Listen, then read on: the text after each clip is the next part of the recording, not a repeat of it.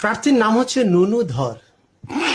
বললাম নুনু ধর নির্বাচনে দাঁড়াইছে, পত্রিকায় হেডলাইন নুনু খারাইছে। এইটা দেখা তো নুনু সেই খেপে গেল, পত্রিকা অফিসে ফোন দিয়ে সেই গালাগালি। পরের দিন হেডলাইন নুনু গরম হয়েছে।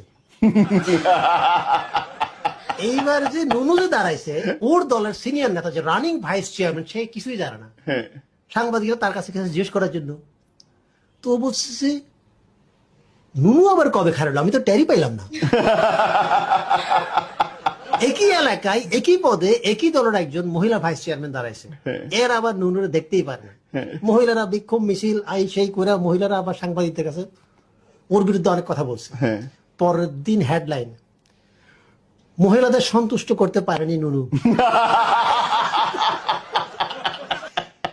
সাংবাদিক থেকে সাবধান। এইটা দেখে তো মহিলার কাছে খেপা। সাংবাদিকদের দেখেন এটা কি করলেন, দলের মধ্যে গ্রুপিং লাগাই দিলেন, তার সাথে আমার ব্যক্তিগত কোনো রেশারেশি নাই। হেডলাইন চেঞ্জ করেন। পরের দিন হেডলাইন নুনুতে সন্তুষ্ট মহিলা, মহিলা চেয়ারম্যান প্রার্থী নুনুতে সন্তুষ্ট।